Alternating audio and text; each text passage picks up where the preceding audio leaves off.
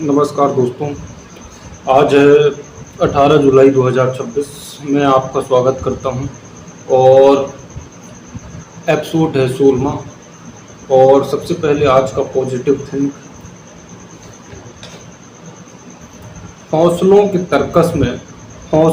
तर्कस में कोशिश का वो तीर जिंदा रख। हौसलों के तर्कस में कोशिश का वो तीर जिंदा रख।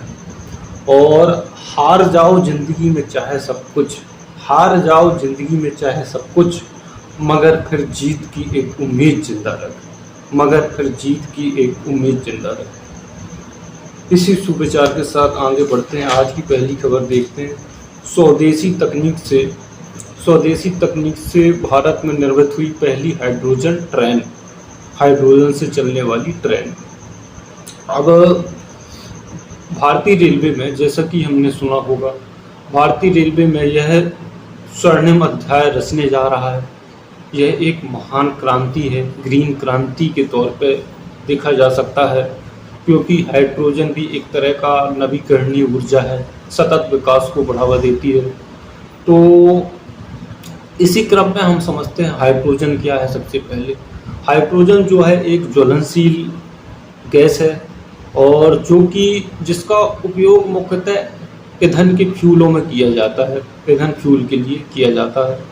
और इसे क्रिया करके जो हाइड्रोजन ट्रेन बनाई गई है, तो इसमें क्या है कि हाइड्रोजन ऑक्सीजन की जो क्रिया होती है, रासायनिक क्रिया होती है, इसके द्वारा, रासायनिक क्रिया के द्वारा बिजली पैदा होती है, और फिर यह बिजली एक बैटरी में स्टोर किया जाता है।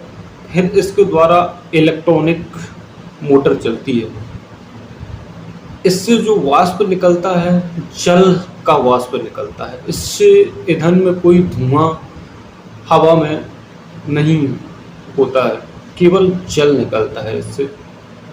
और इसके लिए हरियाणा में हाइड्रोजन का रिफ्यूलिंग सेंटर जो है हरियाणा के सोनीपत में, हरियाणा के जिंद में बनाया गया है। और एग्ज़ाम की दृष्टि से सबसे महत्वपूर्ण करंट अफेयर है कि दुनिया की सबसे लंबी जो है हाइड्रोजन ट्रेन जो है यह भारत की है, जो कि 10 डिब्बा है इसमें, और 2600 यात्री इसमें समाहित हो सकते हैं।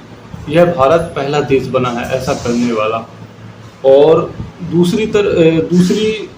दूसरा पूर्ण रूप से स्वदेशी तकनीक है। चेन्नई की एक इंटीग्रल करके है, एक कंपनी है, उसने निर्मित किया है, एवं अन्य संस्थाओं द्वारा निर्माण किया गया है, जो कि भारतीय है। और जीरो कार्बन के लक्ष्य में यह सहायक है, जो हमें 2070 तक कार्बन का उत्सर्जन जो है 0% करना है। उसमें यह भारत के लिए एक बहुत बड़ा कदम है। और कार्बन और पहाड़ी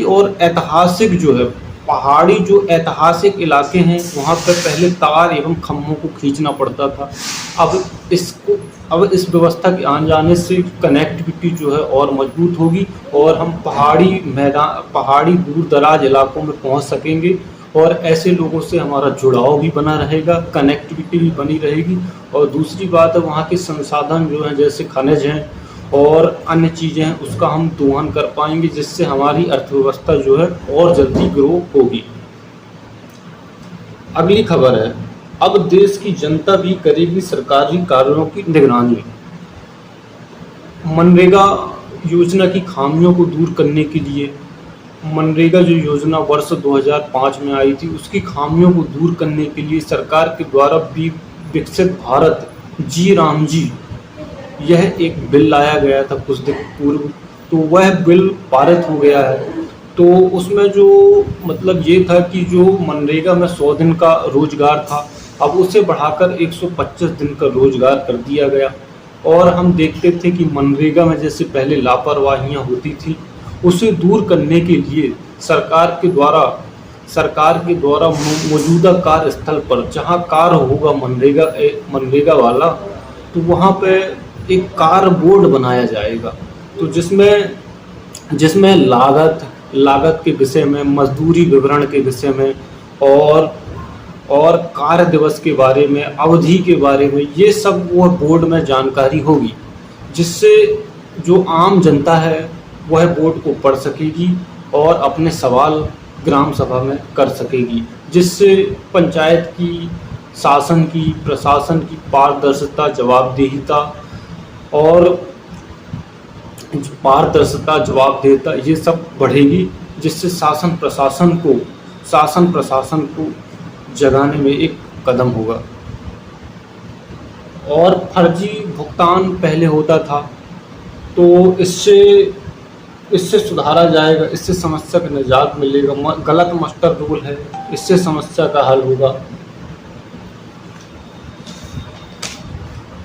लद्दाख ने रचा इतिहास, जियोथर्मल कुएं हुए तैयार।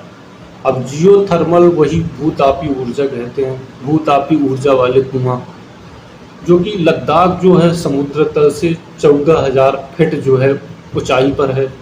और लद्दाख का जो पठार है, लद्दाख के पास जो पठार है, हम यह सोचते हैं जैसे कि भाई लद्दाख भूतापी ऊर्जा जो रहती है तो ज़मीन की गर्मी से उत्पन्न होती है, ज़मीन की गर्मी से भूताप। लेकिन लद्दाख तो ठंडा एरिया है, तो जब वह ठंडा एरिया है तो वहाँ ज़मीन गर्म होगी कैसे?